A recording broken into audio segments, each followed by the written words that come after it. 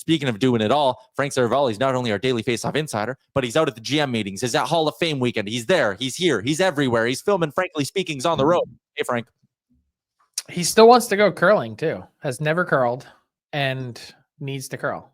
Yeah, we again, I have access to rent ice. I don't know why we've never made it happen. We're celebrating today because the Oilers' penalty kill is above 60%, Frank. They did it. They turned it around. But last night was a good win for them against the Islanders. It felt like a classic Oilers victory in the sense that the special teams was good and the big guns, boy, were they ever big gunning. Yeah, they were. You're right. It really was kind of a classic Oiler win. And I'm glad you mentioned the penalty kill because I don't know that we've necessarily talked enough about the disparity between expected goals against and actual goals against. Have we done that? No, we haven't. I'm enlightened. Okay, so here are the stats.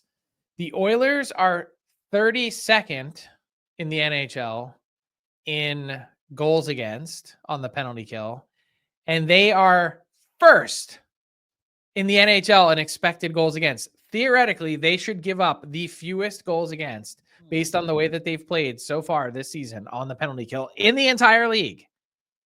I don't know that I've ever seen that in my life, a disparity between 32nd and first. So with that line of thinking, and listen, I know they lost Fogle and McLeod and Ceci and Vinny. Like they lost 4 of their more regular penalty killers, but does that maybe mean we can sit here and chalk it up to the fact that Calvin Pickard has a .563 save percentage when the Oilers are shorthanded and Stuart Skinner's at a .750?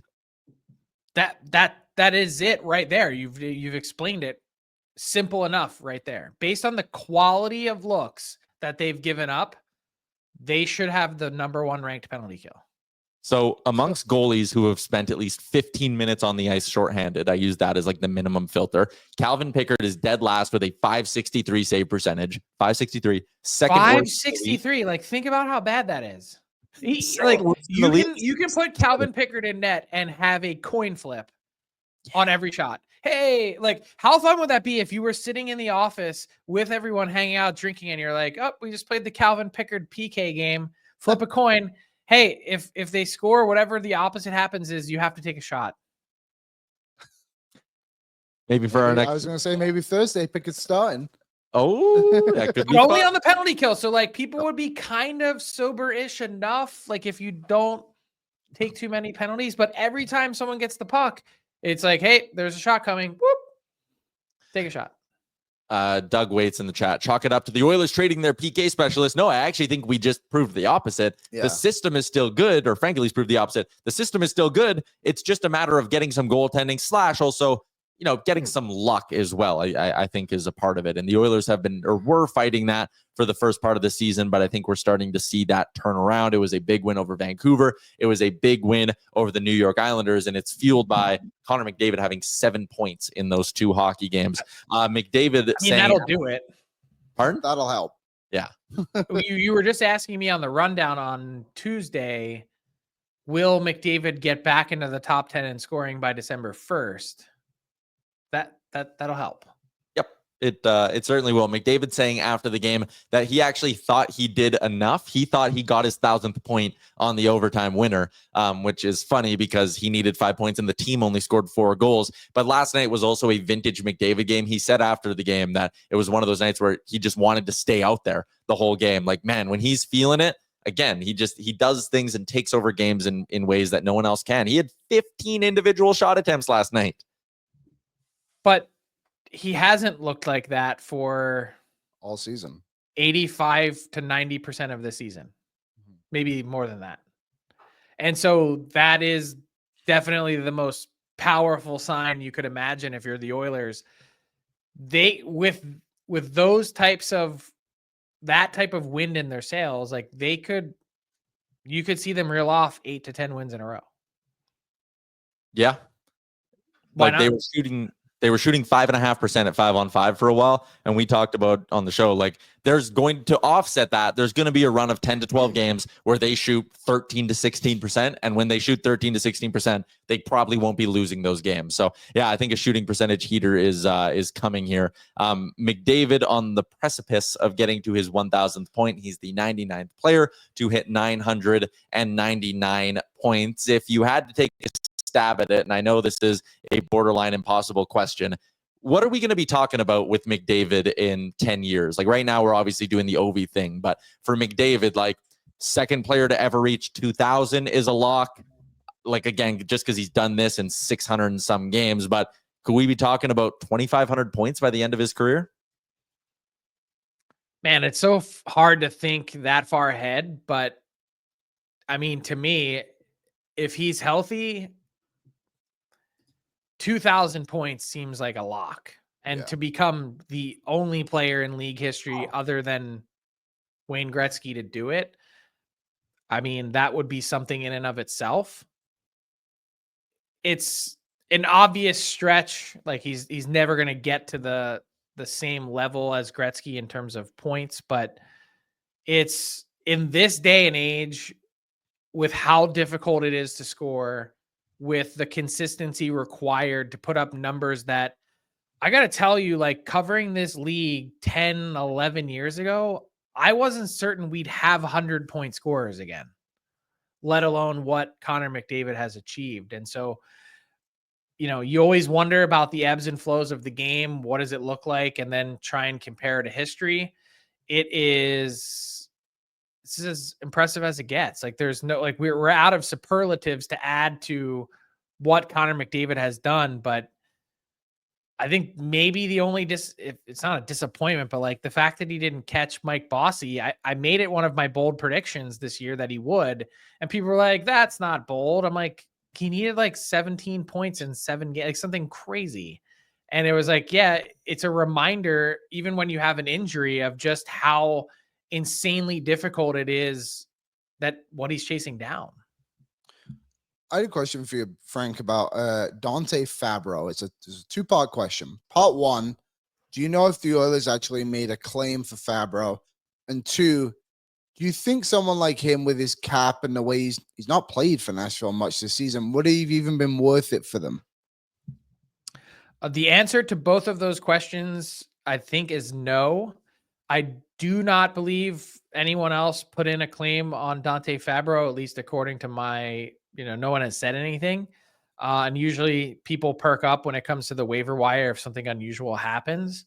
And two, I would say that at this point in his career, you could probably get very similar returns from a player that doesn't make as much as Dante Fabro. I see him as a run-of-the-mill 6'7". 26 years old. I just see, I still believe there's upside there. A guy who has handled as many tough minutes as he has playing with Roman Josi. I viewed it as a free stab at a guy who maybe just needs a bit of a change of scenery. And I do think the Oilers need to be targeting a puck mover over someone who just brings more brute force, because I think that's what works better with Darnell Nurse. Yeah, but what's like, point to some evidence for me. He's 26. He's not 22. Yeah, but defensemen, we know, need to get to that kind of 400 game mark before you really figure out what they are. And I mean, there are guys who have, and as again, I get you can sit there and be like, well, Gustav Forsling was on waivers, and for every Gustav Forsling, there's 100 Ty Smiths who I know was sent down the other day as well. Again. But the Oilers could squeeze him in cap wise. It was a free stab is my point. But then what do you do if it doesn't work? I'm just saying, like, I'm playing devil's advocate. So then it's one more player you're paying, one more body that you have to then put through waivers again, one more. There's a whole bunch of things that are required to make something like that happen. Sometimes it just isn't worth the squeeze. Yeah, my point was, if you got to the deadline and it didn't work, you just throw him into whatever deal you're trying to make, and that's how you make money work. But I get that's maybe easier said than done when you're talking about convincing teams to pay money for the back stretch of the season. Well, not only that, but you already have Josh Brown. Like, you already have other players that are down there that you're paying serious money to then. The last thing you want if you're running the Edmonton Oilers is, hey, let's add some more salary to Bako. Like, that's not what anyone needs, because it's not always just about the money, but it's also at some point about, well, another body here that's taking away from minutes that someone else could play. Josh Brown is playing on the third pairing right now in Bako. Good for him. Josh Brown got a 3-year deal. I still, like, honestly, I was looking at my phone as that news was coming in, and I was like, Josh Brown. is that right? Like, there's some things that you get and you just like blast it out because you're like, hey, that makes sense. And there's other things that you get and you go, 3-year deal. Wasn't he just a healthy scratch for 50 games last year? There was a meme going around, catcher Travis d'Arnaud signed with the Angels, and the meme was he thought it said Dodgers, and I am convinced that the Oilers thought they were giving Connor Brown a 3-year, $1 million deal to match Janmark, and they sat there and were like, who gave Josh Brown 3 years? Holy shit, we did? Damn it. Oh my God. And then the discussion point out of that was, oh, well, they added an element that they really needed, some toughness. And it's like, Did they? Oh, okay. I mean, if I'm thinking, like, not knocking Josh Brown at all, but if I'm thinking toughness, like, it's not the first guy I think of. Yeah. I think an interesting thing about Fabro going to Columbus, Frank, is David Juracek. Is that how you say his name? Yep. What's the deal with him right now? He's played 5 games and was the 6th overall pick 2-3 years ago now. Different GM now too. So Broberg 2.0. What's the deal? He's a supremely talented player who was a top pick, top pick, lottery pick that the Blue Jackets seemingly have squandered. Now, there's plenty of room to get that back on the rails, but the way last season played out for David Juracek, it just went sideways in so many different ways, with the coaching staff, with the front office being shuttled back and forth from Cleveland to Columbus, not really having anything else to prove in the AHL because he's already playing at a level way above that, on top of more or less every opportunity that he had gotten in the NHL. Like, there's something that you could pull from that and say that was really impressive.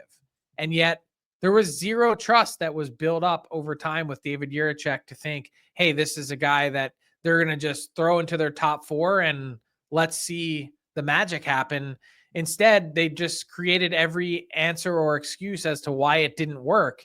And I guess maybe on a really super competitive team that has a chance to win the Stanley Cup, you say, okay, like, we're going to defer to the coaching staff here and see, what we have, or take our time. And instead, it was like, no, let's shaft all of our best players, our best young players, to then still finish in the bottom 5 in the league anyway. It was weird. Before we let you go, I just wanted to quickly maybe do a little notebook dump from the GM meetings that you were at. I mean, we're getting to the point here. It's not that far away where they're going to start negotiating and talking about at least a new CBA. What is kind of each side looking for in this?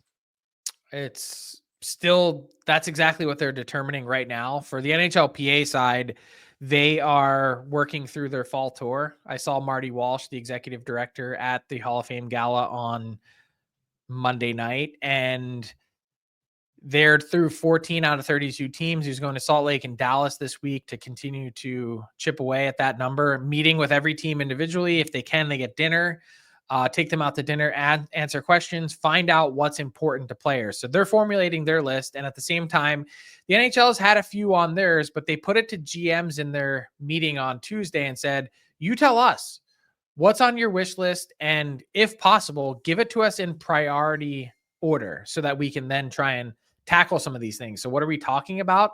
Something as simple as the schedule and what it might look like. I think we all believe it's going to become an 84-game regular season. The question is the matrix going to remain somewhat similar in terms of number of times you play your division or the opposite conference or whatever it might be? What does the preseason look like? Do we need to reimagine LTIR? Should there be a salary cap for the playoffs? Golden Knights. And then a couple other things that have popped up somewhat recently in terms of maybe an appetite for contract term limits. Should we cut these down to 5 years instead of 7 or 8? Should we reimagine the post-trade deadline recall system? There's a million things that could be talked about. In the end, it'll be up to the commissioner and his deputy to determine what's actually worth fighting for with the NHLPA. That was a top tier fake cough. You had me. I'm like, oh, Frank's choking on something. And the Golden Knights. That was really good. I lied about it being my last one. I have a Hall of Fame one for you because this was a debate Colby and I had on DFO Live the other day. But Paul Paduti over at Daily Faceoff, he had 3 players that he deems worthy of being first ballot Hall of Famers in next year's class. It's Zdeno Chara, Joe Thornton, and then Oilers defenseman Duncan Keith. And then I think it's Blackhawks defenseman Duncan Keith, but nice try. I don't remember that. But then there's kind of like one open spot potentially for another guy. If you had to pick Carey Price or Ryan Getzlaf, which one's more Hall worthy? Ryan Getzlaf is not a first ballot Hall of Famer. Carey Price is the best goaltender of his generation. I agree. Someone disagreed with me. Who disagreed? Colby. How can you disagree with that? Is an MVP. Yeah, he won MVP as a goalie. As a goalie. Yeah. Carey Price is ahead of Duncan Keith in terms of if you were to create that pecking order of who's actually going in and in what order, because things are limited in terms of 4 player spots available each year. Carey Price would also be ahead of Joe Thornton.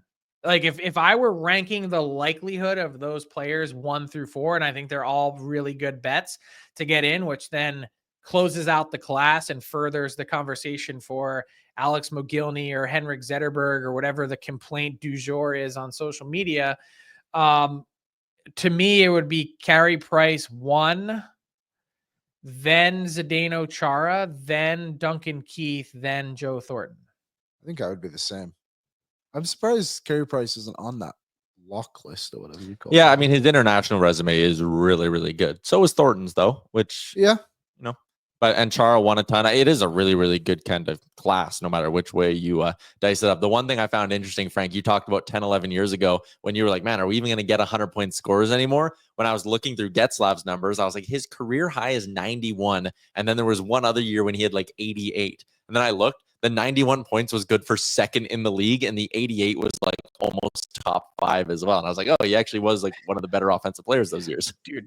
It's so wild that we're talking about this because as I was sitting down, and the reason I was running a minute or two late, I got a call from, from a guy who's really well connected with a bunch of former players. And he's like, settle a debate in our group chat. Ryan Getzlaf, Hall of Famer, yes or no? And like, he literally just went on this whole thing. He's like, power play guy, didn't really put up big numbers. Look at the last few years of his career, 11 goals one year. This isn't impressive. This guy is not a Hall of Famer. And I'm like, pretty sure he still ended up with 1,019 points, a Stanley Cup, 2 gold medals at the Olympics, plus played in an era when Paul Paduti adjusts it will be really favorable to his ultimate end numbers that'll put him right squarely in the mix. I don't need to see 50 goals every year for a guy to be in. He was putting up numbers at a time when it was difficult to do so. And I think that plus his championship pedigree is going to age really well. It's just probably not with his first class. Fair. All right, Frank, we went late, but we appreciate you giving us some time. We'll chat again next week. See you guys. What's up, Nation citizens? If you like that video, then you need to be subscribed to the Oilers Nation YouTube. Podcasts, live shows, exclusive interviews, and analysis.